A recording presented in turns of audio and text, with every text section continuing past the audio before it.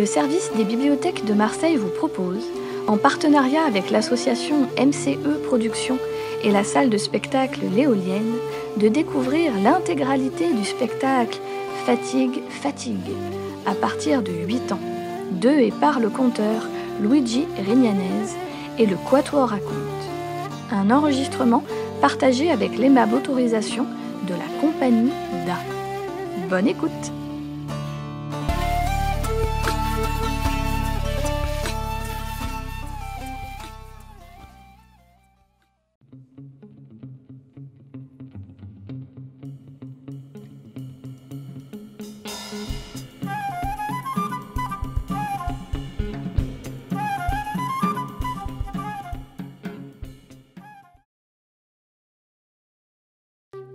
Il y a longtemps, quand c'était encore le bon temps.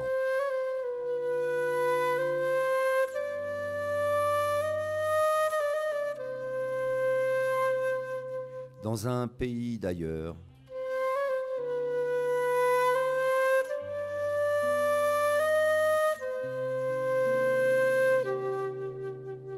par une nuit sans lune,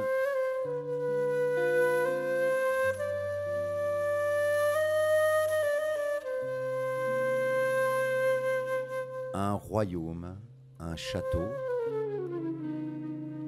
un village, une cabane misère. Dans la cabane misère, une famille se repose. Sur sa paillasse, la mama ronfle profondément. Dans son sommeil, elle a la lèvre qui saigne, le doigt tout gonflé, le pied tout gonflé. Elle dort profondément, terrassée par la fatigue de la corvée. Comme les 250 femmes du village, aujourd'hui elles ont fait corvée de filage. Tordre le fil, mouiller le fil, appuyer sur la pédale du rouet, sans s'arrêter. Elles ont travaillé gratuitement pour le roi, parce que elles appartiennent au roi. Ce sont des serves, des esclaves. Elles appartiennent au roi tout comme la laine, les moutons, les bergers, les champs, les prés, les forêts, les montagnes, les rivières, le ciel. Tout appartient au roi. Et dans le ciel, le cousin du roi, Dieu. Mais pourquoi tu nous as fait naître pour cette vie de misère? Mais tu vas répondre, toi là-haut! Ces questions sans réponse empêchent le père de dormir. Dieu me meut. Il tourne, se retourne sur son lit et surtout, il regarde leur petite fille qui dort de l'autre côté de la pièce. Elle s'appelle Saporita, la savoureuse. Elle a 6 ans. Dans son sommeil, elle a la lèvre qui saigne, le doigt tout gonflé, le pied tout gonflé. Elle suit le fil de la destinée familiale. Le père, cette nuit-là, il a dit « Basta così, ça suffit ». Il s'est levé. À tâtons, il a pris sa veste, son bâton. Et il s'est dirigé vers la porte. Quand il a posé la main sur celle-ci, entre les ronflements, une voix d'enfant. « Papa, mais où tu vas à cette heure-là ?»« Chut !» Il lui a demandé pas de faire de bruit. Il faut pas réveiller la maman. Chut. Il lui a expliqué qu'il en avait assez de cette vie de misère. Qu'il partait chercher fortune ailleurs. Qu'il reviendra pas plus tard que tout à l'heure. Il lui a demandé de chanter pour le faire revenir. Et puis le père a pris sa fille dans ses bras, des larmes, et sans se retourner, il a disparu dans la nuit noire. Et sur son lit, l'enfant pleure doucement.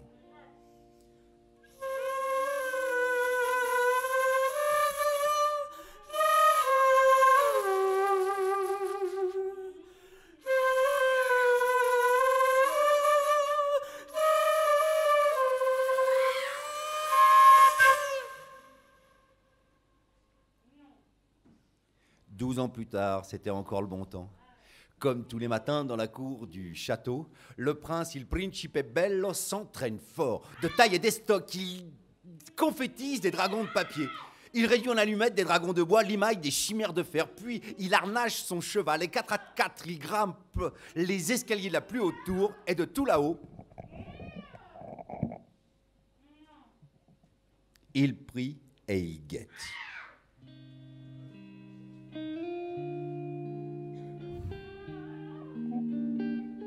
Il prie et il guette pour une princesse enlevée par un dragon. Il est motivé. Son père le roi exige qu'il se marie dans 1 mois avec une petite cousine dont la dot agrandira le royaume. Mais quand c'était le bon temps, quand c'était mieux avant, il n'y avait pas de dentiste. Et quand la cousine elle ouvre la bouche, c'est pire que les égouts de Rome. Il ne sait pas ce qu'elle mange. En tous les cas, elle rote, elle pète comme une charlotte. Et elle est recouverte d'une apnée juvénile purulente à explosion rapide. Comment échapper à ce funeste destin? Libérer une princesse enlevée par un dragon. Alors tous les jours, le prince s'entraîne fort. Et du haut de la tour, il prie et il guette. Et chaque jour, sa prière est bercée par un chant délicat, toujours nouveau, qui monte des champs où travaillent les paysans.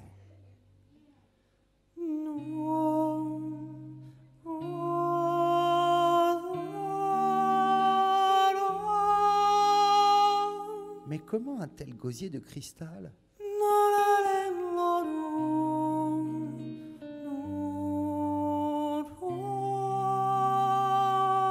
a-t-il pu se retrouver chez ces cutéreux?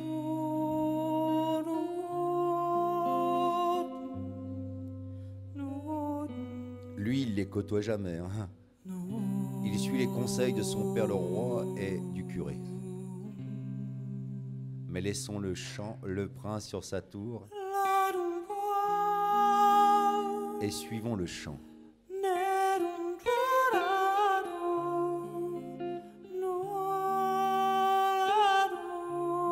Une terre de poussière.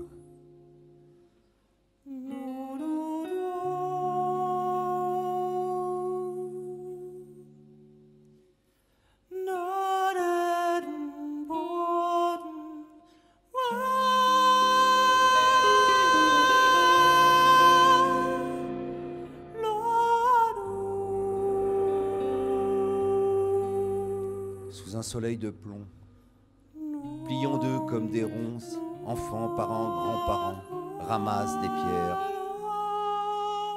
à l'ombre de l'unique arbre, sous l'olivier, l'encourageuse chante.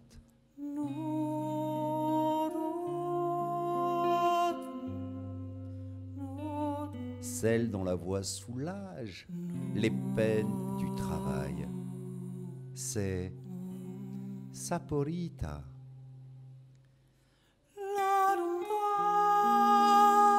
Depuis que son père est parti, elle chante pour le faire revenir. Et c'est comme ça qu'elle est devenue l'encourageuse.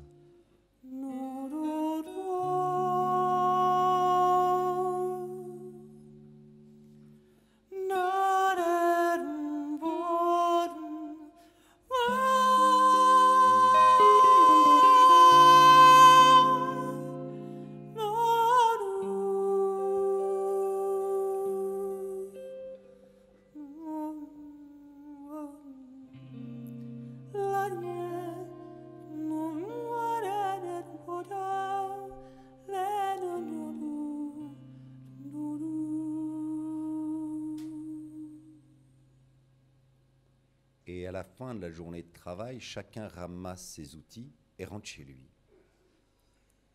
Dans la cabane misère, il y en a une qui attend le retour de sa fille. C'est la maman.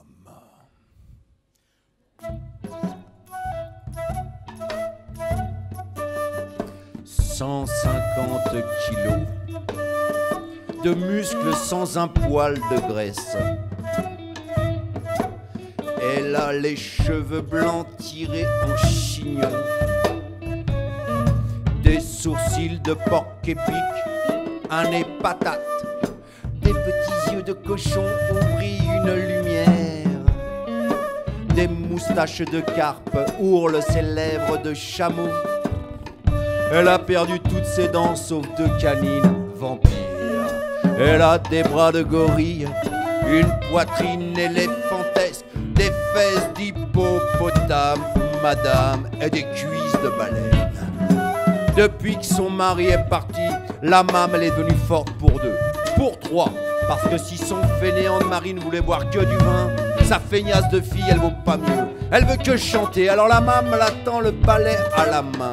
Et quand sa fille revient, elle lui dit: ma chérie, pas plaisir à la maman, prends le balai et balaye un petit peu. Et la jeune fille de répondre: oh maman, moi si tu veux, je te chante la tarentelle de l'appel pour t'encourager. Qu'est-ce que t'en penses? Tout va pas balayer, mais c'est pas grave. Tu prends l'éponge et tu fais la vaisselle. Oh maman, moi si tu veux, je peux te chanter la valse de l'éponge pour t'encourager. Tu vas pas faire la vaisselle, c'est pas grave, je m'énerve pas. Mais tu vas faire ton lit et t'arrêtes de discuter. Oh maman, faire le lit, peur. Si tu veux, je peux te chanter la polka de l'oreiller pour t'aider. Tu vas pas faire le lit, tu vas pas faire la vaisselle, tu vas pas balayer, et qu'est-ce que tu vas faire? Ah, tu veux chanter, mais chanter c'est pas un métier. Moi je vais te mettre le sens de réalité, les tempos du boulot dans la peau à coups de balai. Viens voir. Et la maman se met à courir après sa fille autour de la table de la cuisine. Et la jeune fille se met à hurler: au secours, maman! Laissons toute cette violence et suivons le cri. Les infrabasses de la maman, mélangée au suraigu de saporita, crée une onde de choc sinusoïdale qui mêle le monde à l'envers. Tourbillon de poussière, les enfants qui jouent dans les rues, chats collés contre le mur, les draps qui sèchent dans la rue s'envolent dans le ciel.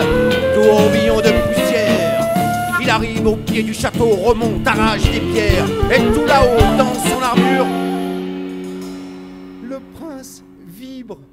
Au secours, un monstre dans son propre village. Sa prière a été exaucée, il dévale les escaliers, saute sur son cheval et part au triple galop. Tourbillon de poussière, les enfants contre les murs, les fantômes dans le ciel, le dragon, il accélère. Il voit la cabane, il accélère encore. Il accélère, arrive à la bonne distance, il pile, le cheval pile.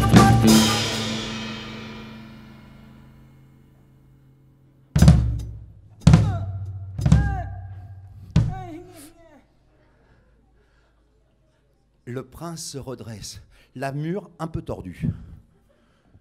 Il rentre dans la cabane misère et derrière son aume, il décode la scène.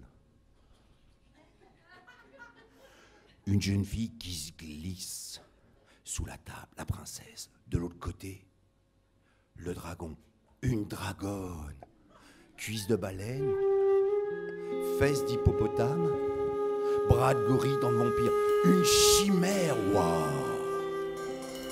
Alors le prince, sans faire de bruit, dégaine son épée. Et tout doucement, il s'approche de la maman pour la décapiter. Mais le cliquement de son armure résonne dans les oreilles de la maman qui se retourne.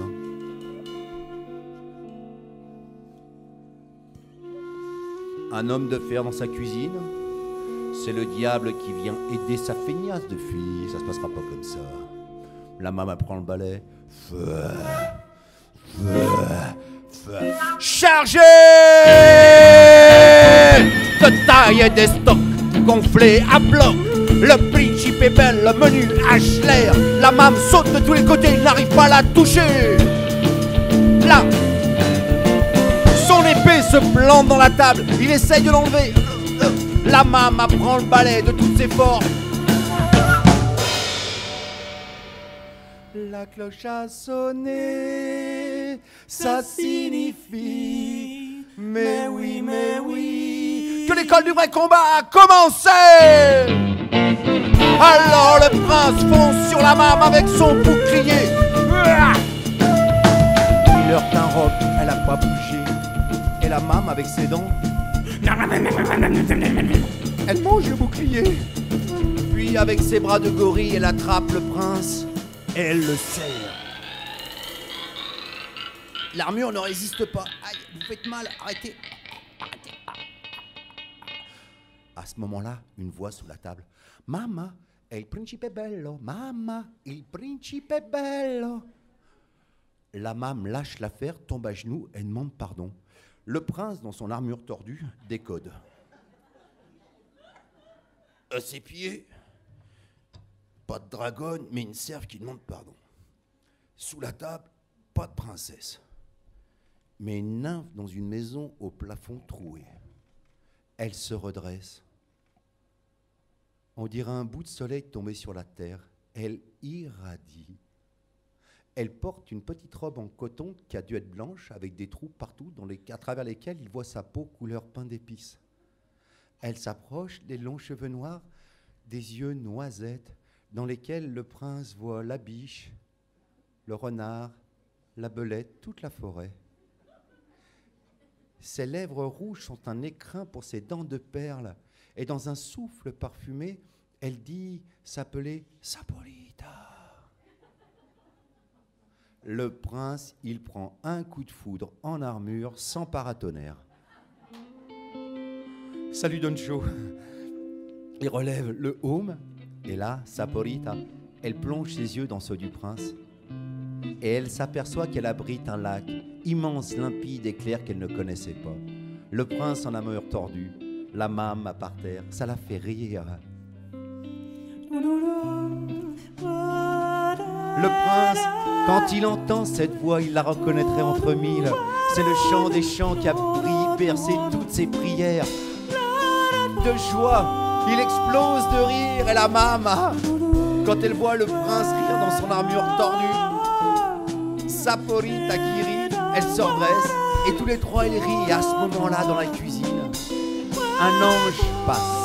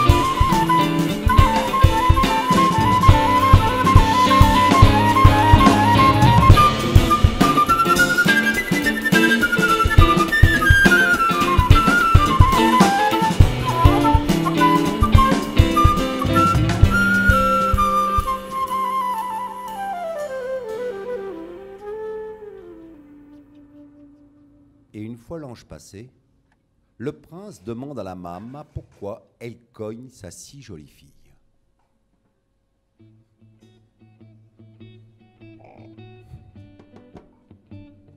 Moi je la cogne un petit peu au principe parce que c'est une grosse feignée. Non. Non, ma fille, c'est la famille. Elle adore lavorare, toujours travailler. Elle adore le travail. Je fais la vaisselle, elle crache dans la vaisselle, elle rouvre la vaisselle. Non mais... Je fais le lit, elle défait, refait, défait le lit. Je balaye par terre, elle va chercher les cailloux dehors, elle remet les cailloux, elle balaye encore, mais ça va pas du tout, ça, non. Et quand elle sait pas quoi faire, elle prend la laine, là, il y a un peu de laine, les rouettes, elle file. Alors de temps en temps, moi, la maman principe, je prends la balai et je la cogne un petit peu pour qu'elle joue avec les copines. C'est ça l'amour de la maman, non? Le prince, il écoute et il réfléchit. Il ne peut pas l'épouser, c'est une serve sans liberté. Pour l'épouser, il faudrait qu'elle fasse un exploit tel que son père le roi pourrait pas lui refuser sa main. Je sais pas, moi, qu'elle tue un dragon, par exemple, mais puis le temps qu'il en cherche, ce sera trop long. Ou alors qu'elle aille arracher 3 poils, la barbe du diable, mais ça c'est pas. Vite, filez la laine, la bonne idée.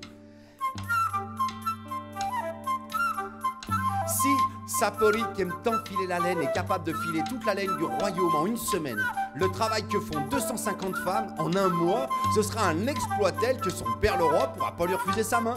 Yes! Et il présente sa bonne idée à la maman. Elle, toute contente de se débarrasser de son adolescente de fille pour une semaine, elle accepte. Saporite, depuis qu'elle a découvert son lac immense, limpide et clair, elle suivrait les principe bello partout. Alors, il lui donne la main et ils sortent de la cabane misère en plein soleil. Là, il prend Saporite par la taille et il la dépose sur le cheval. Et son armure, elle se déboulonne complètement, elle n'est pas prévue pour ça. Le prince, il prend le licol du cheval et il emmène Saporite à travers la rue du village. Et là, le monde se remet à l'endroit. La poussière retombe.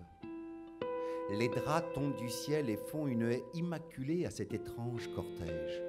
Les enfants décollent des murs et hurlent « Viva Saporita, viva !» Et le prince, il l'emmène jusqu'à la salle du trône, où là, devant son père le roi et tout le conseil, il explique l'exploit qu'elle va faire et qu'après il l'épousera. Le roi et les conseillers se grattent la barbe. Oui, c'est pas possible. Hein. Bien sûr que non. Non, c'est pas possible. Alors le roi accepte à une condition. Si elle échoue, on lui tranchera le... On va se marier. Le prince, il connaît tellement rien au travail qu'il emmène Saporite dans les couloirs d'or, escaliers d'argent, couloirs de bronze, escaliers de bois, jusqu'au sommet du château, dans le grenier, où il y a une pièce 10 fois grande comme le café quoi, remplie de laine jusqu'au plafond, avec 250 rouets. Le prince pose Saporite sur une chaise avec un bout de pain, de l'eau claire, une bassine, du fromage, et il lui dit « Courage, je vais préparer le mariage !» Et il sort de la pièce, il la ferme à double tour, il poste 2 gardes devant, et Saporite, une fois seule, elle s'assoit, elle prend la bassine, elle pleure dedans pour pas salir.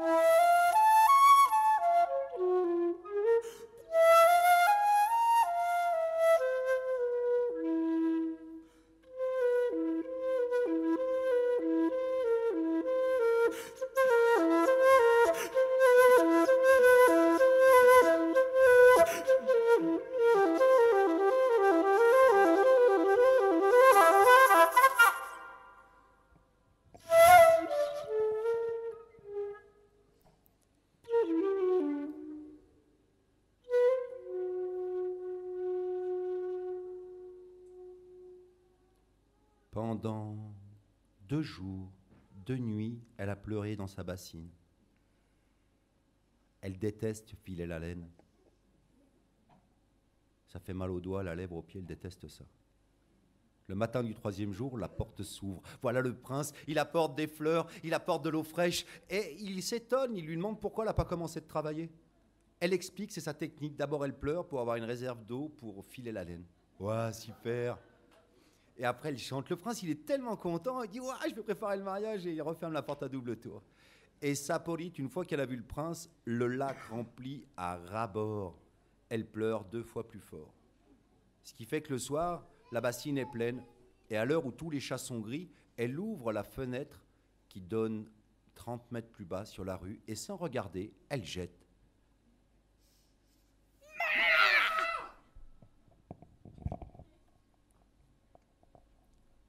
Oh, elle n'a pas fait attention. 3 vieilles passaient par là, arrosées de la tête aux pieds. 3 vieilles tout à fait particulières, elles qui croyaient connaître tout le monde au village.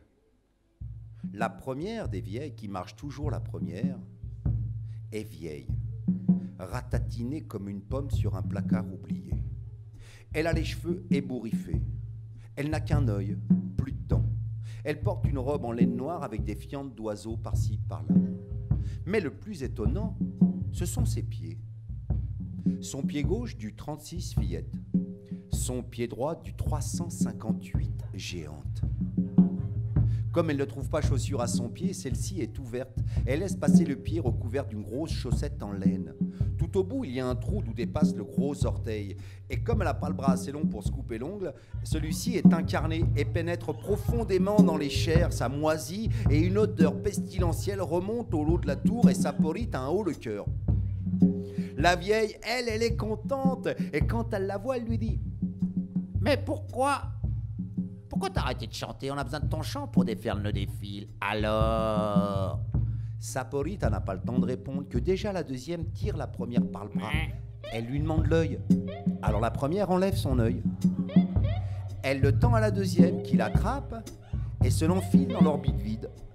Elle, quand elle voit Saporita, elle est contente. Elle se met à trembler comme un pot de gelée sur un cheval au galop. Elle est tout à fait normale, vieille, édentée, ébouriffée. Elle est ronde comme une map monde, quelques fientes d'oiseaux sur la robe noire, mais un détail la particularise elle aussi. Sa lèvre inférieure tombe en cascade sur sa grosse poitrine. Et devant elle, il y a une brouette où la lèvre est pliée des centaines de fois. Évidemment, elle salive beaucoup. Alors, la salive tombe sur l'axe de la brouette et ça fait... Elle est tellement contente de revoir Saporite. Elle lui demande pourquoi elle a arrêté de chanter, qu'elle a besoin de son chant pour défaire le nœud des fils. Saporite n'a pas le temps de répondre que la troisième, qui marche toujours la troisième, demande l'œil et quand elle l'a récupéré, enfilé dans son orbite, elle décolle. Et puis elle réatterrit. Elle est tout à fait normale, vieille, édentée, fripée, ébouriffée, la robe couverte de fientes d'oiseaux. Elle, un détail la particularise. Son index droit fait 3 mètres de haut. Et pour tenir en l'air, elle a attaché 3 oies avec des cornes. Et elle pose la même question à Saporita. Pourquoi elle a arrêté de chanter? Alors Saporita, elle explique toute l'histoire. La colère de la mame, le prince, le coup de foudre sans paratonnerre, le lac limpide et clair, et puis la corvée de filage qu'elle n'a pas commencé, et qu'à la fin de la semaine, on lui tranchera le cou, qu'elle ne pourra pas épouser le prince. Les vieilles, quand elles entendent cette histoire si triste, elles pleurent. Ça dure pas longtemps, elles ont qu'un œil. Et quand elles ont fini de pleurer, elles expliquent à Saporita qu'elles peuvent venir l'aider à filer la laine. En échange, elles veulent être invitées au mariage. Saporita, ça la fait rire. Elle dit mais oui, mais c'est pas possible. 30 mètres, château fort, le pont-levis levé, 2 gardes devant la porte. Les vieilles ne répondent rien. La troisième recule. Elle accélère. Elle décolle. La deuxième attend. Les pieds de la troisième se glissent sous les bras. Avec sa boîte, elle accélère. Elle commence à décoller. La première court, fait un saut périlleux, atterrit dans la boîte, dans la lèvre. Et les 3 vieilles s'envolent dans le ciel. Elles font 1 tour, 2 tours, 3 tours, passent par la fenêtre et disparaissent dans le tas de laine. Saporita les aide à sortir et quand elles ont retrouvé leurs esprits, elles s'installent. Elles installent les 250 rouets en ligne. Range les oies dans un coin, la brouette, enlève sa chaussure et le pied de la vieille se met à grandir. Elle peut appuyer sur 250 rouets d'un coup. La deuxième prend sa lèvre et elle peut mouiller 250 fils d'un coup. La troisième, avec son doigt, elle peut tordre 250 fils d'un coup. Et aussitôt, les vieilles se mettent à tordre. Mouiller le fil, appuyer sur la pédale du rouet. 250 pelotes d'un coup.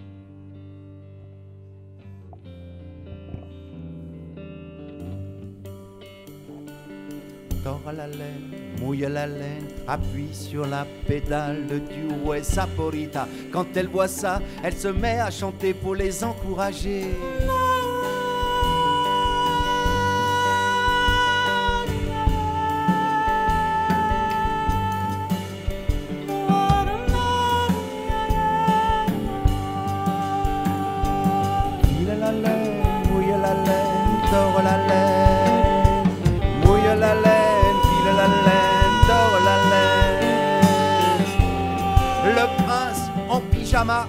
Il entend Saporita chanter Et aussitôt, il court préparer le mariage, il a commencé à travailler, il est content.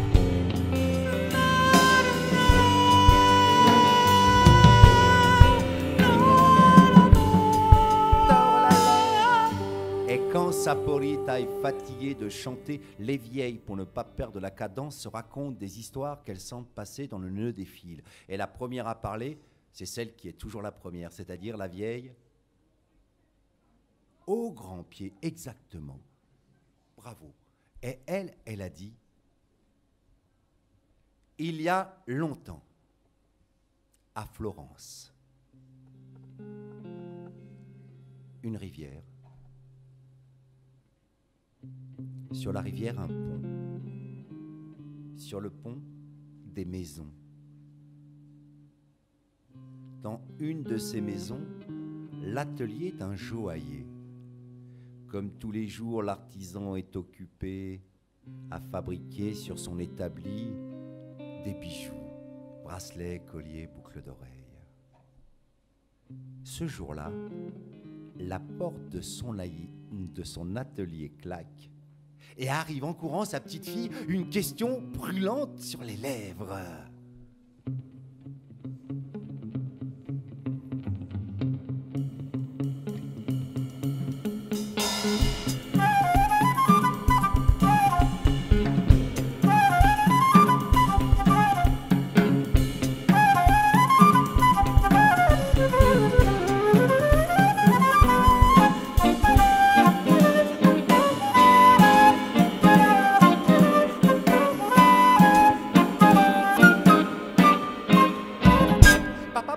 Dis-moi, c'est quoi l'argent? Ben, l'argent, c'est un métal précieux. Mais enfin, papa, ça je sais. Mais non, mais l'argent, les sous, à quoi ça sert? Ah.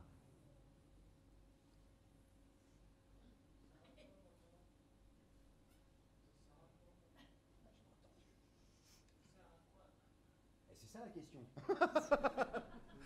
Il faut qu'il réponde à sa fille quand même. Un père, il doit... Hein, l'argent. Acheter des chewing-gums, ok. Ok. On s'en sert tous les jours, c'est pas facile. Hein.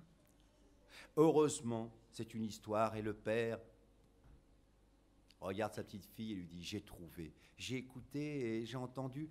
L'argent, ma petite fille, c'est au mieux du liquide pour fluidifier les relations humaines. Au pire, va à la fenêtre et dis-moi ce que tu vois. La petite fille a regardé à travers la vitre et elle a dit « Oh papa, je vois l'eau qui coule, les lavandières qui lavandent, les marchands qui marchandent, les chiens qui jappent, les chevaux qui hennissent, les poules qui caquettent, les enfants qui jouent. Et dans le ciel, le vol gracieux des hirondelles qui tracent des lignes noires sur le bleu infini. Oh papa, je vois tout ça. »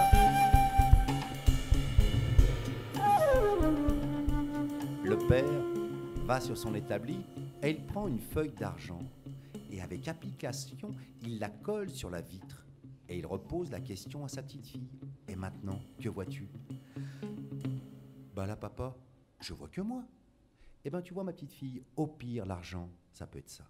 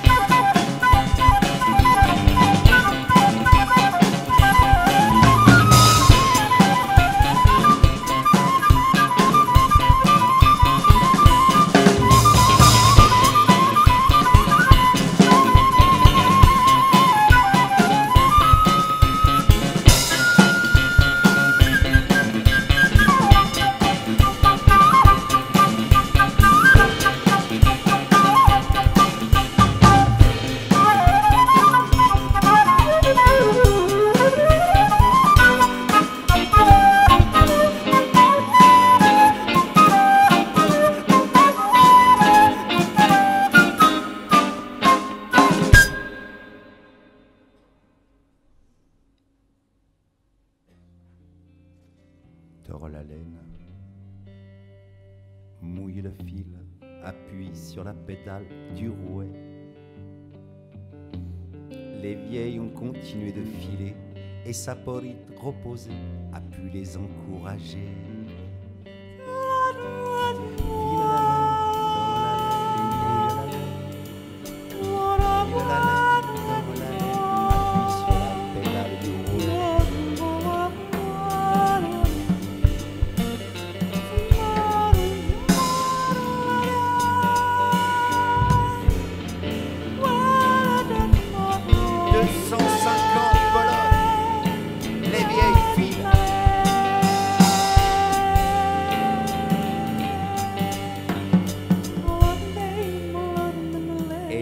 Saporita est fatiguée de chanter, alors elle se raconte des histoires pour pas perdre la cadence. Et la deuxième à parler, c'est toujours la deuxième à marcher. C'est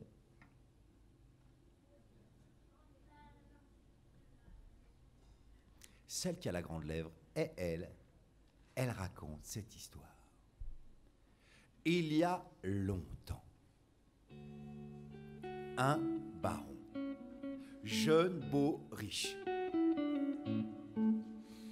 Il possède château, territoire, trésor, et aujourd'hui, jour béni, il se marie avec une petite noble dont la dot agrandira son royaume. Il est content.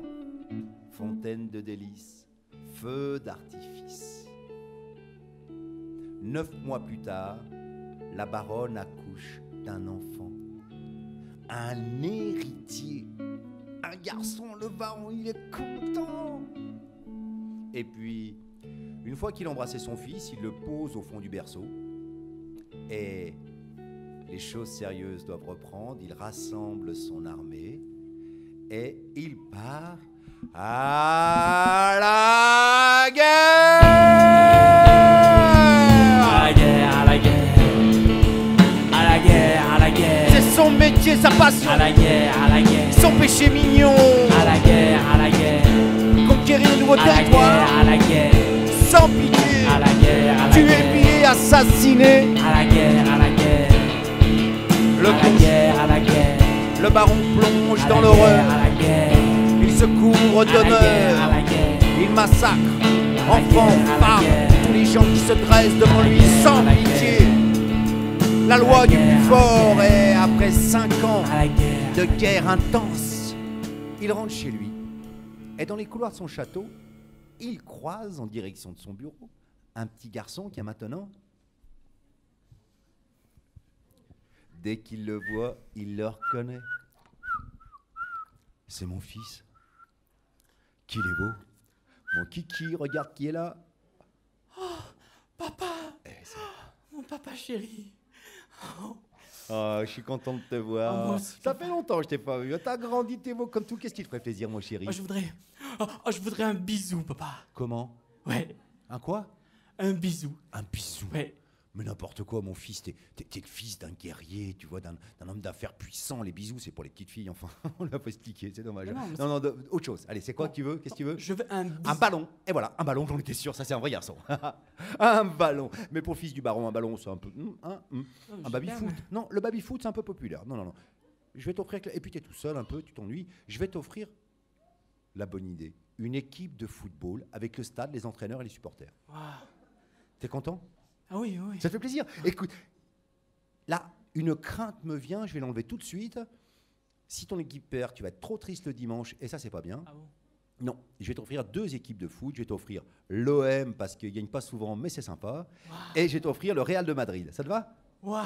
T'es content, mon Mais chéri? c'est génial, papa. Ouais. Ouais. Ah, je savais que j'allais lui faire Mais papa, plaisir. papa. Ça vient moi, ça. Papa, Oui. vraiment, ce qui me ferait plaisir, Oui. c'est que tu viennes jouer avec moi. Jouer avec Ouais. toi, mais ça, c'est une bonne idée, mon enfant. Mais là, j'ai pas le temps. Tu verras quand tu seras grand. Il y a des choses sérieuses. Là, je dois partir. Au boulot. Au boulot, au boulot, Des stratégies sans pitié. au boulot, La concurrence éliminée. au boulot, Pour conquérir des parts de marché. Aller rouler.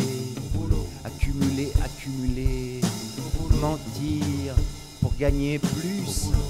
en travaillant moins. C'est bien ça. Allez, accumuler, accumuler. Le baron, pendant 5 ans, il a travaillé d'arrache-pied. Et puis, une fois les affaires terminées, il est rentré chez lui. Et dans les couloirs de son château qui mène à son bureau, il a rencontré un petit garçon qui a maintenant 10 ans. Dès qu'il l'a vu, il l'a presque reconnu.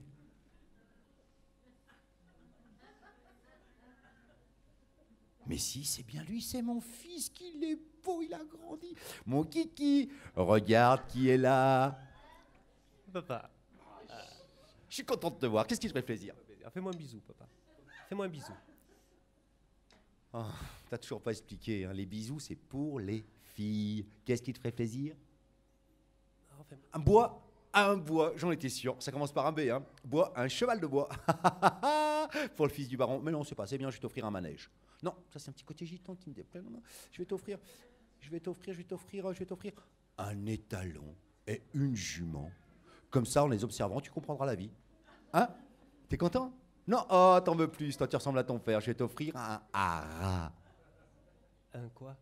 Un hara. Ah oui, c'est un perroquet. Ouais, je veux ça. Non, mais tu peux reprendre le micro quand tu veux.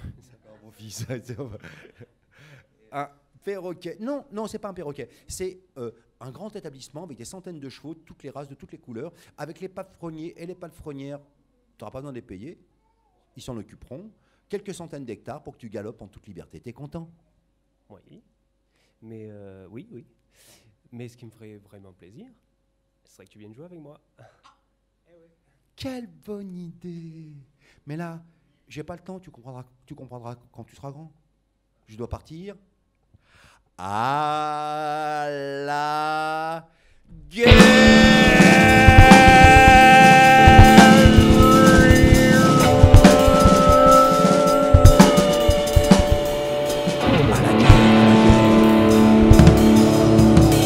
À la guerre. Pendant 5 ans. Et 5 ans plus tard, quand il rentre chez lui, dans les couloirs de son château, il croise... Hein? Eh non, il n'y a personne. Bon. Ah si, il y a un grand dadek qui s'approche. Il traîne des pieds en marchant. Il a l'air de se réveiller en plein après-midi, bizarre, hein? Il a une grande barbe, les cheveux longs, et il porte une tunique jaune, rouge et verte. On dirait un hara. Et dans sa bouche, il fume une énorme cigarette aux herbes de Provence. Le baron s'approche de lui et lui dit « Pardon, jeune homme, vous auriez pas vu mon fils ?» « Eh, cool, papa. C'est moi, tu me reconnais pas? » Toi? Mais mon fils, qu'est-ce que tu fais dans ces... Mais qu'est-ce qui te ferait plaisir? Oh, cool. Ben, un bisou, un Bezos, un kiss, un bacio. Un bisou, mais ça va pas, non mais... Cool, mais c'est toi qui cool, je vais t'offrir une bouée, mon fils, qu'est-ce qui te ferait plaisir? Cool. Rien. Rien me ferait plaisir, papa, parce que tu vois, quand t'es parti la dernière fois, tu m'as offert des équipes de football. Formidable. Mais quel ennui. Un ballon pour 22, c'est pas cool. Non, et puis un seul esprit pour toute l'équipe, alors là, je me suis embêté. Par contre, j'ai tout vendu, et alors là, un truc de dingue, j'ai gagné un pognon monstre. Les gens s'en foutent, mais ils font une pareille pour des joueurs, des stades, c'est ridicule, hein, mon frère. Alors, avec cet argent, je savais pas quoi faire, je l'ai donné aux palefreniers, aux palefrenières, ils étaient contents, on a fait la fête, on s'est marré. C'était super. Comment ça, t'as tout donné? Tout donner l'argent? Mais mon fils, c'est pas ça la vie. Je vais te l'apprendre. Viens, t'as coupé les cheveux, la barbe, une armure, à la guerre avec moi, dépêche-toi. J'ai pas fini ma phrase. Je voulais te dire aussi que les palefreniers et palefrenières, comme ils avaient du temps libre, on a tous acheté des instruments de musique et on s'est mis en harmonie, on s'est marré. On a fait de la musique gaie. Elle est tellement gaie qu'on l'a appelée le reggae.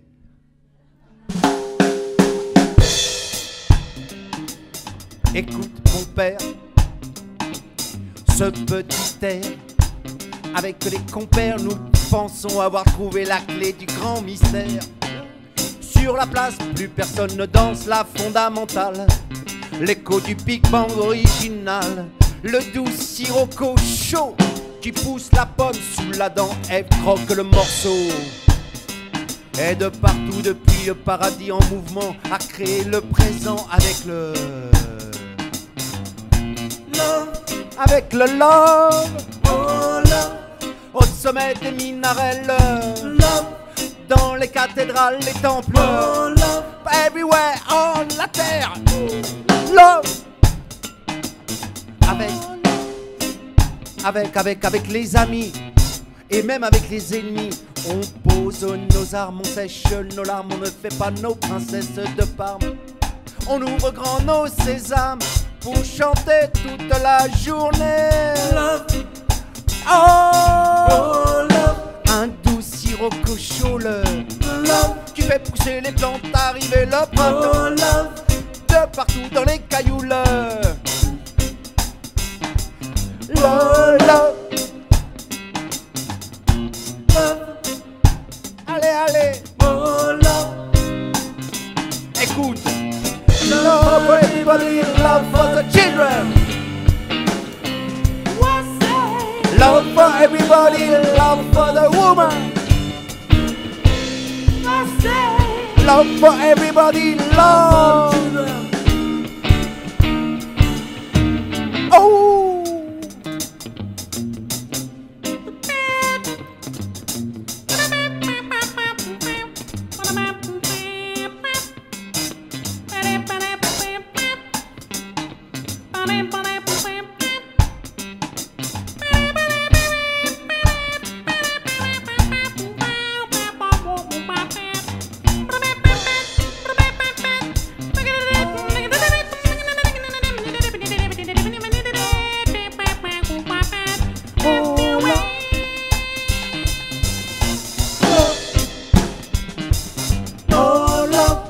Everywhere on la terre, tout le monde chante le love. Fini sur la terre la loi du plus fort. Aujourd'hui c'est la loi du plus complémentaire. Mon père, écoute, écoute, tends l'oreille au vent. Écoute, on entend de partout, même à Fort-Calquier, au café quoi, les gens chantaient le oh love, love. Allez plus fort, sinon ça changera. Love. Allez, vas-y, mon frère, fais tourner, vas-y. Oh, love. Oh, c'est beau, c'est beau. C'est magnifique, mon frère. Oh, love. Encore, encore. Love, love, ouais, Allez, mon frère, c'est le puissant, mon frère. Chante.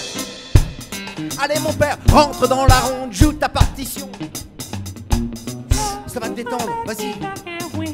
Ah, c'est ça le love. Tu veux du love? Et le baron met une claque de guerrier à son fils qui s'écroule par terre sans se retourner, il va travailler. Et le soir, quand il sort de son bureau, dans les couloirs de son château, son fils est toujours là, allongé par terre, il baigne dans une mare de sang. Un filet coule de son oreille. Ah, c'est son unique héritier. Alors le baron a appelé les docteurs, les savants, ils sont venus à son chevet et à part mettre un bouchon dans l'oreille de l'enfant, ils n'ont rien su faire d'autre. Ça saigne moins, c'est déjà ça. Sa tunique perd des couleurs, alors en désespoir de cause, quand la raison ne suffit plus, on appelle les forces obscures et le baron a fait venir sorciers et sorcières. Et la plus vieille d'entre les sorcières envoyait l'enfant, elle a souri, elle a dit que c'était pas grave. Il suffisait qu'il porte la chemise de l'homme le plus heureux du monde. Mais attention, cet homme-là ne doit rien désirer d'autre. Le baron, tout content, dit bah, ça s'arrange vite. Il commence à déboutonner sa chemise en disant c'est lui l'homme le plus heureux du monde. Mais la baronne, trop souvent délaissée, lui rappelle qu'il en veut toujours. Exactement. Alors il appelle son premier ministre. Édouard, Philippe, Emmanuel, François, Raymond, Georges. Et il lui demande s'il est heureux. Le premier ministre répond que oui. Le baron lui dit mais s'il m'arrive malheur et que tu prends ma place. Oh, fait le premier ministre. Baron, parfois j'en rêve en me rasant. Dehors. il a convoqué son curé. Il aime bien son curé, le baron, parce que le curé il raconte une histoire où, dans l'histoire, le baron, c'est le cousin de Dieu, ce qui fait que tout le monde l'obéit, c'est super. Et une fois que le curé est là, lui demande s'il est heureux. Le curé dit évidemment, baron. Mais le baron insiste et le curé finit par avouer qu'il serait plus heureux s'il était pape d'or. Il a convoqué le maçon qui rêve de devenir bigwig, les secrétaires d'État, sous-secrétaires, etc. Tous rêvent d'avoir plus. La boulangère, des plus grosses baguettes. Les artistes, plus de subventions, enfin, un drôle de pays. Et plus le temps passe, et plus la tunique de l'enfant blanchit. Alors un jour de désespoir, le baron a scellé son meilleur étalon et il l'a galopé droit devant lui, jour et nuit, 3 jours, 3 nuits. Et le matin du 4e jour, il est sorti des frontières de son royaume désarmé, et là, il était perdu. Heureusement, sur le chemin, un homme arrive. Il chante. C'est un pauvre. Ça se voit, il n'a pas de chaussures. Il a des trous dans son pantalon. Et sa veste est vieille et usée. Mais il chante. Le baron s'approche de lui et lui dit « Pardon, bonjour, Oh, je suis... » salut baron. Ah, tu me connais? Bah bien sûr, ici tout le monde te connaît baron. Qu'est-ce qui Trop t'arrive? chouette. Je suis perdu, tu sais pas où est mon royaume? Ah oui, attends, je cherche baron. Tu peux pas te tromper. Oui. Tout droit jusqu'au matin, tu vas y arriver. Merci, merci. Attends, tu chantais, pourquoi tu chantes? Pourquoi je chante baron? Bah, je chante parce que je suis heureux baron. L'innocent. C'est un naïf, il est marrant. Tu chantes mais t'as pas de chaussures. Je vais t'offrir une paire de chaussures en cuir, des babouches top, top, top. Ça t'intéresse? Ah non, merci baron, c'est vraiment gentil, mais j'en ai pas besoin. Je suis pieds nus, je sens la terre, je sens l'herbe, je sens l'air, je sens tout baron. Je suis bien comme ça. T'es bien? Attends, Ouais. attends, il te manque un truc pour être heureux. Je vais t'offrir un bon travail, un CDI bien payé. Non, Tiens, merci. j'ai même un poste pour toi, ministre de l'écologie. Ça sert à rien, tu seras bien. Non, non, merci baron. Pourquoi? C'est vraiment gentil. Non, non, non, j'avais tout ça avant. Ah bon? Oui, j'avais un travail, puis j'avais une femme, j'avais Ah des bon? enfants. Alors? Ben, avant, t'étais moins sympa, baron. Et tu m'as licencié sans préavis. Ah, ça, c'est la Ouais. crise. Moi, du coup, ils sont tous tombés malades à la maison. Ah, J'avais plus de sous pour les soigner et ils sont tous morts. ah, J'ai longtemps pleuré, baron, c'est vrai. je comprends. Moi, aujourd'hui, ça va. Ah. Aujourd'hui, je suis heureux, baron. Aujourd'hui, tu sais quoi, baron, j'ai envie de te faire un bisou. Non, non, pas de bisous. Allez, viens, non, baron. pas de bisous. Embrasse-moi. Donne-moi ta chemise. Ah non, baron, c'est pas possible. Et le baron saute de son cheval, tombe à genoux devant l'homme et il le supplie. Il lui explique la chemise Mais non. pour son fils, s'il te plaît. Mais je peux pas. Allez, si. Et l'homme ouvre sa veste et il n'a pas de chemise.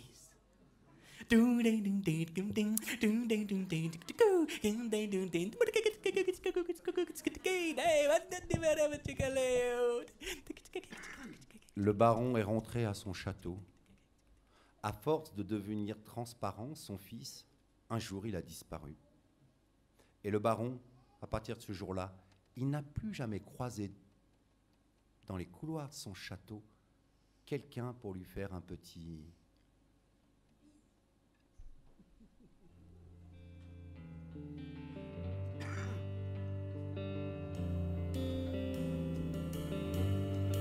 Les vieilles ont repris à filer.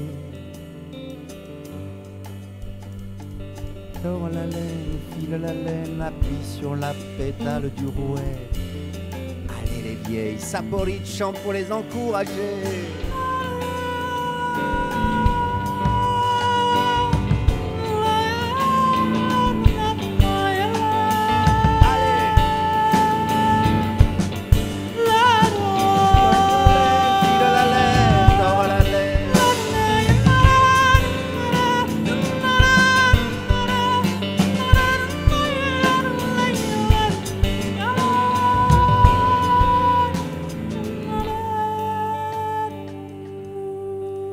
Et la troisième à parler, pour ne pas perdre la cadence, c'est...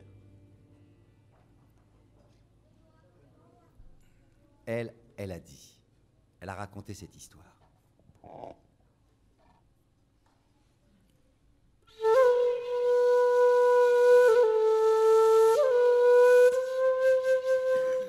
Il y a longtemps.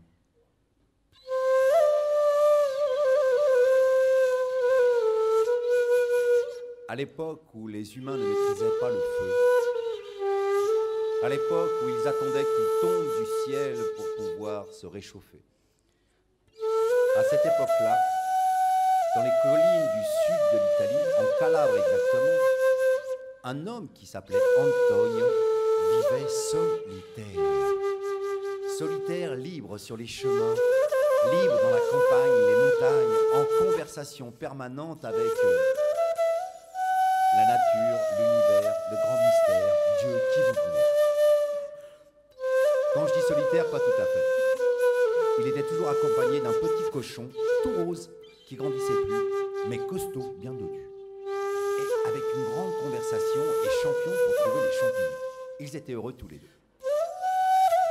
Toute l'année, sauf au début de l'hiver, où des vallées et des plaines avoisinantes arrivaient des familles entières qui couraient après le cochon, les enfants tiraient la queue en tire-bouchon et les parents couraient après Antonio en lui disant « Ma quando fa Antonio, fa freddo, Ma Antonio. quand il fait freddo, Porca miseria, Antonio, fa freddo. Manna, il Fa fait freddo. froid, va chercher le feu où il est, va le chercher, en l'enfer il est le feu, va le chercher. » Mais Antonio, à chaque fois, il répondait « Non. » Et le cochon confirmait. Nacre, nacre, nacre. Un hiver, Antonio n'a pas eu le temps de répondre et c'est le cochon qui a répondu le premier. Oui, oui, oui, Mais non. oui, Allez, non. oui, oui. Bon, alors Antonio a accepté, mais pour aller chercher le feu en enfer, il lui fallait un bâton de férule, du fenouil qu'on a comme par ici, ouais, très grand, dur à l'extérieur, spongieux à l'intérieur. Et il lui fallait une bouteille d'huile d'olive. Les humains, tout contents de s'en tirer à si bon compte, sont allés chercher ce que Antonio demandait. Il a attaché la bouteille d'huile d'olive à sa ceinture, il a pris le bâton comme un balancier et il a sauté sur le dos de son petit cochon. Et il a accéléré. Où trouver une bouche d'enfer?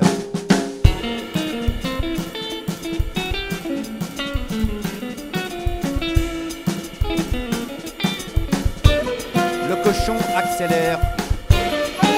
50 km/h, 100 km/h, 150, 200, 300, 400, vas-y le cochon! Où trouver une bouche d'enfer? Debout sur son cochon, Antonio réfléchit. Ah, ah, tous les volcans sont en activité. La bonne idée! Direction la France! L'Italie! Du sud au nord est traversée, escalade les Alpes! Descend de l'autre côté, traverse la vallée du Rhône, la plaine de la Saône. Vas-y le cochon! Cours! Les méandres de la Seine.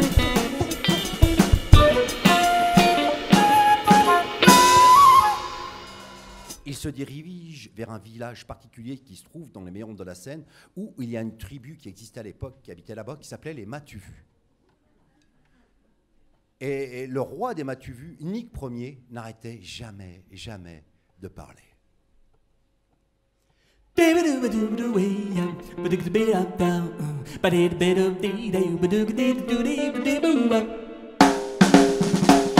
La terre, on a déjà vu, pire que le père et la mère Ubu, l'acre roi de la tribu des Matuvus. Bling bling, M'as-tu, bling bling, m'as-tu vu? bling bling, M'as-tu, bling bling. m'as-tu vu? Pas par hasard que je suis le roi, c'est par la grâce du grand doigt de Dieu, avec qui je suis au mieux. Je suis béni directement par lui, il m'accompagne sur les chemins de la vie. Éloigne de moi tous les dangers, je règne en toute sécurité avec la police et mon armée. Benny Benny, Ma femme comme elle est jolie, Benny Benny, tous mes riches amis, Benny Benny, Bush, Poutine, Kadhafi, Benny Benny. ils sont tous bénis, bénis, oui, oui.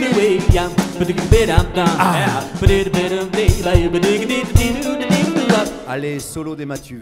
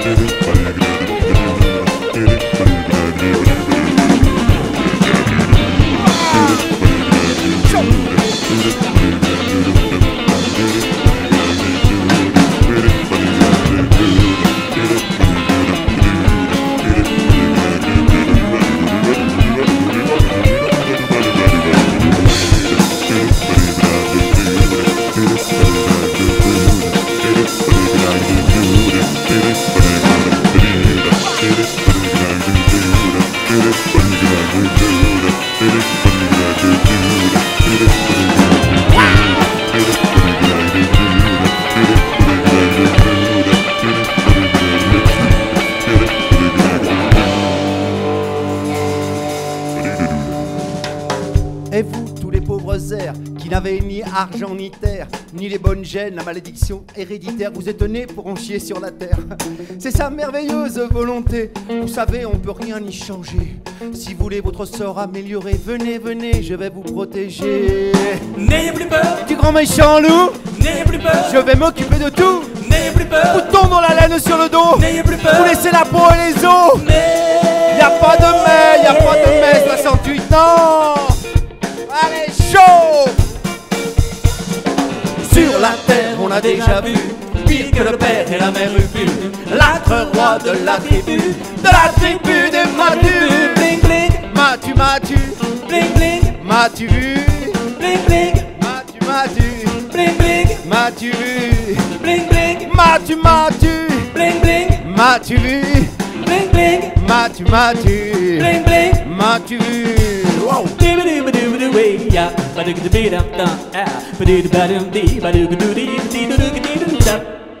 Ta gueule!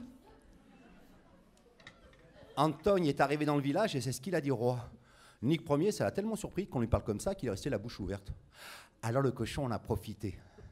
Il est rentré dans la bouche du roi et il est descendu le long de la langue de bois, suivi par Antonio, et ils se sont enfoncés dans l'effroi.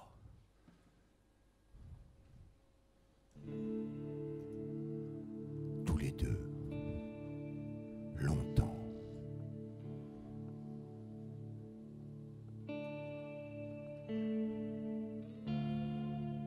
Quand ils sont arrivés devant la porte de l'enfer, Antoine n'a pas frappé de suite.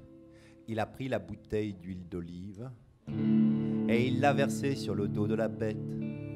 Puis il l'a massé. Oh, il aimait ça le petit cochon. Hein. Oh oui, il aimait ça le petit cochon. Il était content, il était content, il était content. Et quand le cochon a été bien huilé, brillant, il a frappé. Un peu plus tard, un diable cornu, fourchu est venu ouvrir. Oui. Bonjour, c'est moi, Antoine et mon cochon, on voudrait bien rentrer. Non. Et pourquoi?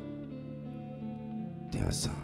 Non, non, ça c'est les gens qui disent que je suis sant Antoine. Non, non, non, moi je suis juste Antoine avec le cochon. Allez, s'il te plaît, le diablo. J'ai dit non. Non, au moins le cochon, regarde, il est sympa, il est beau. Non, Moi si. non. Dans le cochon, tout est bon. Ah bah ok oui. pour le cochon. Oh, super. Alors la pauvre bête est rentrée en enfer et la lourde porte s'est refermée derrière elle. Et là, le cochon a découvert l'ordre infernal. En enfer, tout est bien arrangé de manière militaire, les instruments de torture. Dans des fosses de flammes, les ânes damnés, enchaînés, font les 3 fois 8 siècles. Fouettés à tour de bras pour la productivité du mal. La cadence. Le diable qui a laissé rentrer le petit cochon. Hanté. Regarde la bête prête à rôtir. Il prend sa fourche et il vise la cible. Il vise la cible juste en dessous de la queue en tire-bouchon. Et d'un geste, il le pique. Mais le cochon est très tonique. La fourche ne pénètre pas, mais ça lui fait rudement mal. Alors il part en courant dans l'enfer. Il accélère le cochon et il met un chaos divin dans l'ordre infernal, renverse les machines de torture. Les diables essaient de l'attraper, mais le cochon huilé leur glisse entre les mains. Alors les âmes damnées oubliées ont arrêté de travailler et ils se sont mis à crier. Vas-y le cochon, vas-y le cochon, vas-y, ouais, vas-y le cochon, vas-y le cochon, vas-y. À fond la caisse, le cochon met le bazar divin dans l'ordre infernal. Le diable qui l'a laissé rentrer vite court à la porte, il appelle Antoine, s'il te plaît, viens nous aider. Antoine accepte et il touche son cochon qui s'arrête aussitôt. Et là, les diables oublient Antoine et son cochon et s'occupent de tout remettre en ordre. Bien rangé. Hanté. Les âmes damnées pleurent. Gardez la cadence. Nous, on veut juste du sport pour meubler notre Gardez la ennui. cadence, On bande veut de bien chiens. travailler, mais du sport. Garde la allez. cadence. Aïe, aïe, aïe, aïe. Antonio, oublié, en profite, il prend son bâton, le trempe dans une fosse de flammes, récupère un tison ardent à l'intérieur, et avec son petit cochon, il sort de l'enfer sans souci. Il remonte,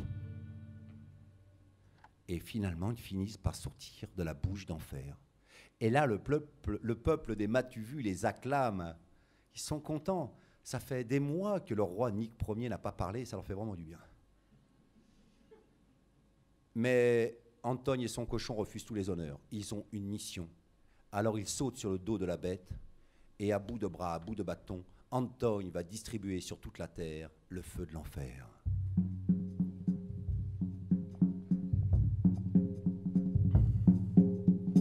Et les hommes ont pu avoir le feu du foyer, cuisiner, s'attabler, partager, échanger, se cultiver, chanter. Et les hommes ont pu avoir le feu de la forge, outiller, moins travailler, un peu se prélasser. Mais dans l'ombre originelle du feu, le diable a la part belle. Il souffle que le marteau c'est bien plus rigolo pour fracasser la tête du voisin et lui prendre et sa femme et son chien. Le feu de l'enfer pour toute la terre. Le feu de l'enfer pour toute la terre.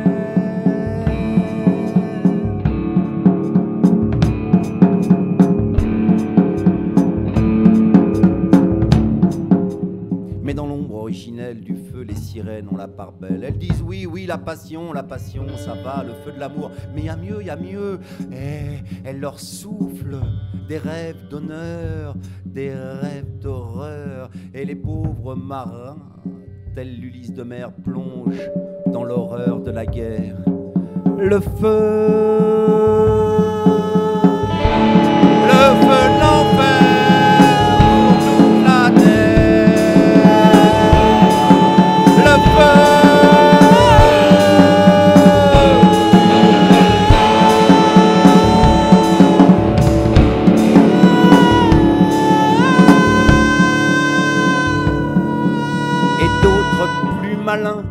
D'autres moins égoïstes, en secret ont forgé sans rien demander une épée de Damoclès qui plane maintenant sur toutes les têtes.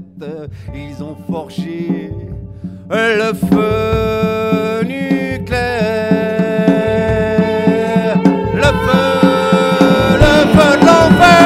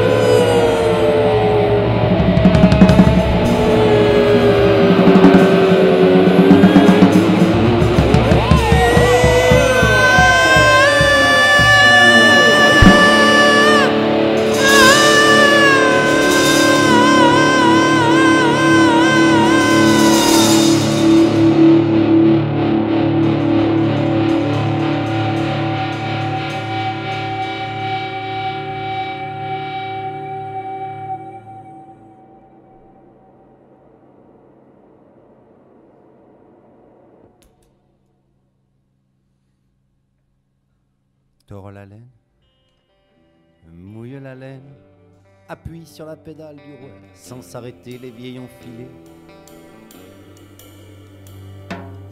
Tord la laine, mouille la laine, file la laine, Saporita chanter.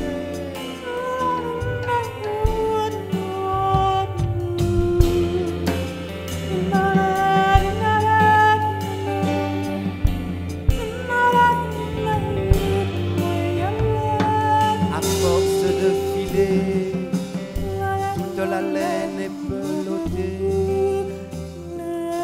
Les vieilles ont terminé leur ouvrage. Il reste encore une nuit, une journée entière. Saporita est tellement contente, elle ne sait pas comment les remercier. Juste le mariage. Alors, elles ont attaché le doigt, rangé la lèvre dans la brouette, renfilé la chaussure. La troisième accélère. Accélère. La deuxième. La première dans la brouette. Elle passe par la fenêtre. Elle s'envole. Au mariage. Au mariage. Et Saporita, elle a eu toute la nuit pour se reposer, la journée pour se tricoter une petite robe en laine blanche toute neuve, attacher ses cheveux. Et le soir, quand la porte s'est ouverte à double tour,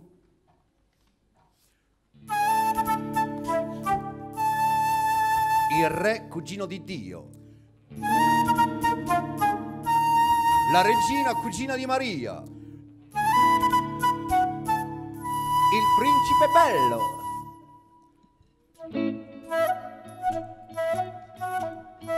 Et la maman et son balai. Dans le couloir, le bourreau aiguise sa hache. Elle a réussi. Le prince, il est tellement content, il a envie de lui sauter dessus, mais le protocole le retient. Le roi, lui, comme un chien, cherche dans tous les coins un morceau de laine oublié. Non, elle a vraiment réussi. Alors le prince hurle sa joie, il dit qu'il veut l'épouser demain. Le roi le regarde, elle lui dit « Non, c'était une blague. C'était pour se marrer. » Hein? Il lui dit qu'il peut la prendre là comme une grosse vache qu'elle lui appartient. Le prince, il dit non, non, qu'il veut l'épouser pour de la vraie. Le roi et la reine s'énervent. Ils lui disent, mais c'est pas une humaine, c'est une serve. C'est un objet. Est-ce qu'on épouse une cafetière? Non. Eh ben tu vois, même les enfants, ils le savent. Le prince, il proteste, mais son père, le roi, appelle le bourreau. Et le prince se met à pleurer. Pour la première fois de sa vie, c'est pas un caprice. Saporita, le lac à sec, pas une larme. La mame figée. Le bourreau lève sa hache. Et là, en plein conte de fées, un coup de théâtre. 12 ans plus tard, il revient. Habillé en prince, il retient le bras du bourreau. Vous l'avez tous reconnu, c'est Zio Memen, le papa. Il explique qu'en suivant son goût pour le bon vin, il est devenu œnologue personnel du roi de France. Qu'il a un oubli enrichi et qu'il a assez d'or pour acheter la liberté de sa femme, de sa fille, de qui il veut. Alors le roi, il a accepté l'or, le prix de la liberté. Et le prince a oublié le protocole, il a sauté sur Saporita, ils ont disparu dans le tas de pelote. La maman, quand elle a vu son mari 12 ans sans nouvelles, elle a pris son balai, elle s'est approchée de lui et toutes ses forces. Puis elle l'a redressé, elle l'a embrassé, elle s'est mise à pleurer, à fondre. La maman, elle a plus besoin d'être forte pour deux. Alors ses cheveux repoussent noirs, ses dents repoussent, les poils tombent et en moins de 5 minutes, la maman.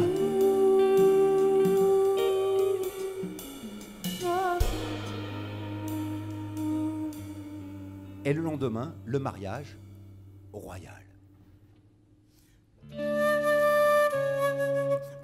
Et à la table des mariés, il y a le roi, la reine.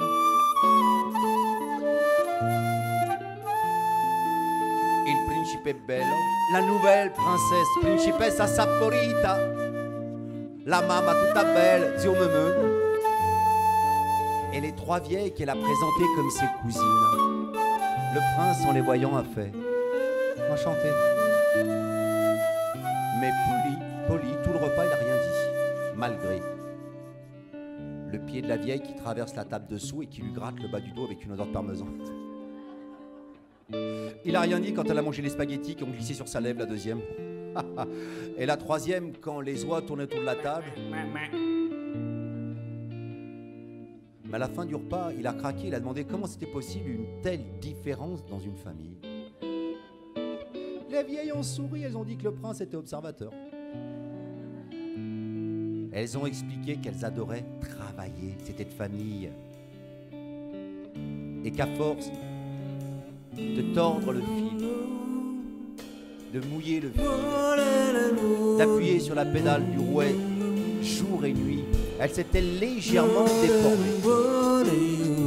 Le prince a fait A, puis il a regardé les vieilles, sa femme, les vieilles, et il a vu que Saporita a enlevé sa chaussure droite, le pied tout gonflé. Il a vu que son index gauche, droit, est plus gros que le gauche, et que sa lèvre. Et là, le prince a eu peur. À cette époque-là, pas de divorce. Il a imaginé dans 30 ans être à côté de la princesse Saporita, dans le lit, à claquer des dents sous la couverture de lèvres mouillées à cause du grand pied, et au-dessus du lit, les oies qui fiantent sur ses rêves.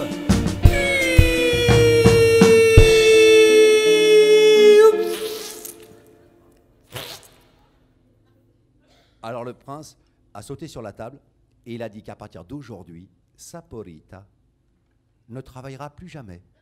Elle ne fera que ce qu'elle aime, c'est-à-dire chanter. Tout le monde a dansé, un mariage, vous connaissez. Ziomemeun, au bout d'un moment un peu fatigué, a dit qu'il reviendrait tout à l'heure. Il est parti. Juste après, les vieilles sont parties. Saporita a voulu leur faire un cadeau, elles ont refusé. Elles lui ont juste demandé de chanter pour défaire le nœud des fils. Elles sont parties. Le prince, il attendait ce moment depuis longtemps. Il a attrapé Saporita par la main et il l'a emmené dans la chambre nuptiale. Et là, ils ont claqué la porte. Et nous, on est restés derrière, on n'a rien vu, on ne peut pas vous raconter ce qui s'est passé.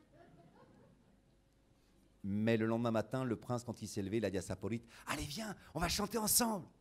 Elle l'a regardé, elle lui a fait, « Non. »« Ah, c'est une blague, allez, viens !» Non, c'était pas une blague. Elle lui a dit qu'ils ne pouvaient pas chanter ensemble, qu'ils ne connaissaient rien, qu'il avait besoin d'apprendre le chant des chants. Il fallait qu'il devienne le nouvel encourageur s'il voulait chanter avec elle.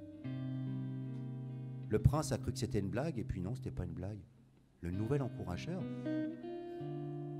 Depuis qu'il était tout petit, lui, il avait tout.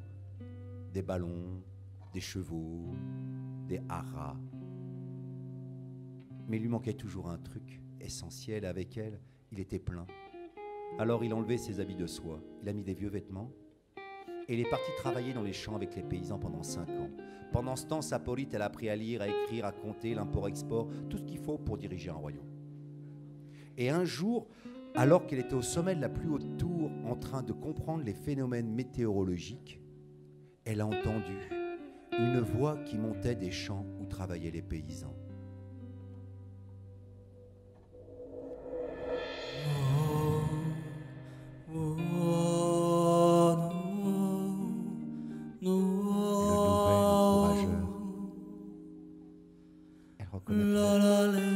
Sa voix entre mille. Alors elle dévale les escaliers. Sa robe soulève des nuages de poussière.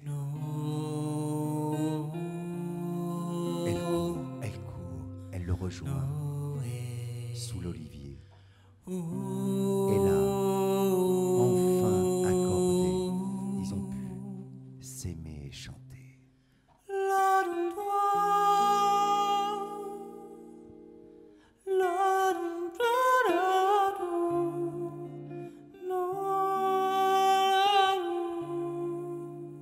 Et le roi, Principe Bello, une fois devenu roi, il a exigé que tous les riches, tous les puissants apprennent la chanson.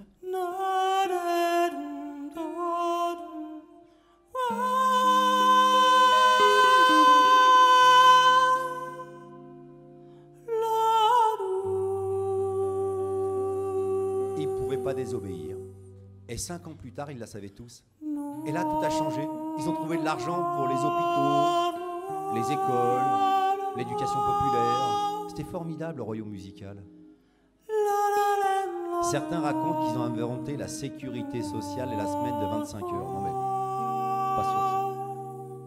Et ils ont vécu heureux, tous en harmonie. Ça a duré longtemps. le temps d'une vie. Et puis un jour, de vieillesse, Saporita et le prince sont morts. Et une fois morts, les puissants, les papes des environs, ont envahi le royaume musical pour remettre le monde à l'endroit. Tout pour les riches et les puissants, rien pour les paysans, les migrants, les ouvriers, etc.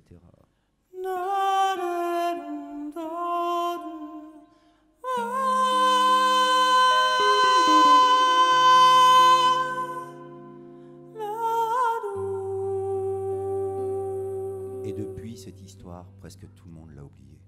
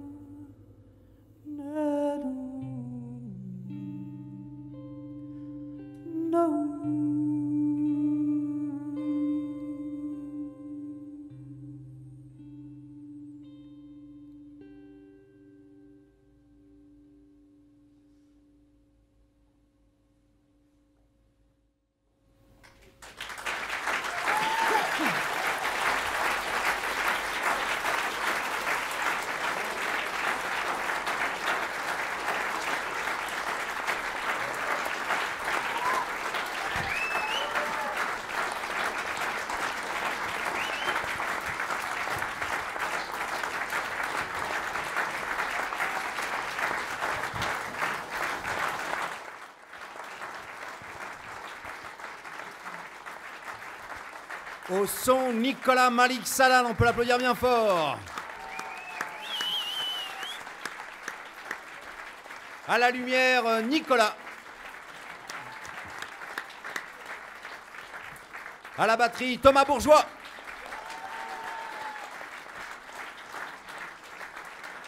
Guitare, composition, Laurent Blanc. Chant, flûte, composition, Cyril Echanchol.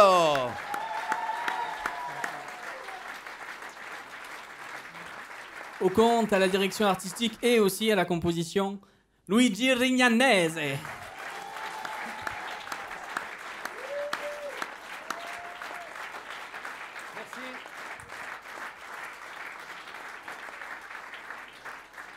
Il est tard, on ne va pas traîner, mais quand même, une question se pose. Comment avons-nous appris cette histoire, puisqu'on ne la trouve pas dans les livres, puisque les livres d'histoire sont toujours écrits par ceux qui gagnent?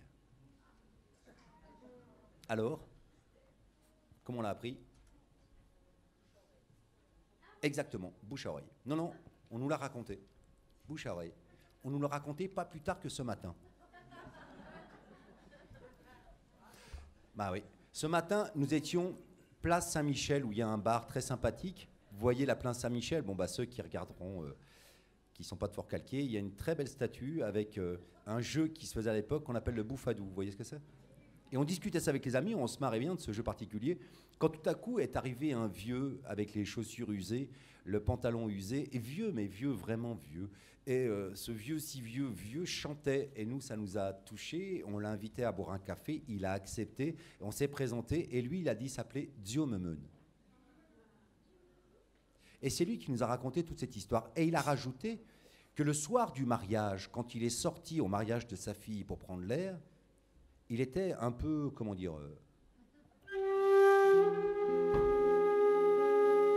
Et là, il n'a rien reconnu à son village. Quelqu'un avait mélangé toutes les rues. Il était perdu.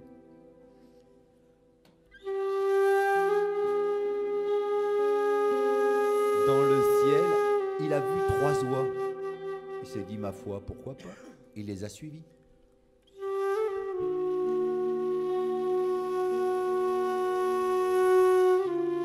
Il les a suivis jusqu'au pied de la montagne du Gargano. Et là, les 3 vieilles ont dit des paroles magiques et la montagne s'est ouverte. Une immense caverne avec des millions de pelotes de laine en or. Tout un tas de laine en or affilé, des millions de rouets. Les vieilles en retard ont posé les oies, la brouette, la chaussure, et elles se sont installées pour filer un fil nouveau pour chaque nouveau-né. Une vie à filer quand il y a un nœud, une chanson, une histoire, un bisou pour le faire passer.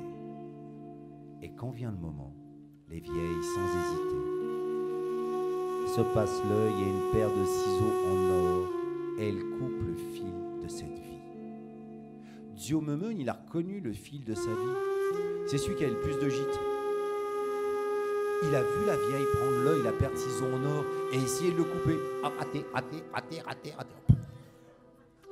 Elles étaient trop en retard, elle a laissé tomber. La caverne s'est refermée. Et depuis ce jour-là, Dio Memeun a marché sur la terre ivre de vie, jusqu'à arriver à Fort-Calquier aujourd'hui pour nous raconter cette histoire. Et quand il a fini, il nous a demandé si on le croyait. Nous, on a dit oui. Alors lui, enfin cru, plus du tout cuit, s'est levé et il a marché droit. Nous, on était un peu en retard. Alors on a repris le fil de notre vie et on est venu jusqu'au Café Quoi pour vous attendre. Et tous ensemble, nous avons fait une belle pelote de laine. Maintenant, il est temps de reprendre chacun le fil de sa propre vie. Et dans tout ce qu'on vous a raconté, il y a au moins une chose qui est vraie et sûre. C'est si vous êtes ici pour entendre ces histoires, c'est que le fil de vos vies ne sont toujours pas coupés. Et les nôtres non plus. Et je ne sais pas vous, mais nous, ça nous fait rudement plaisir.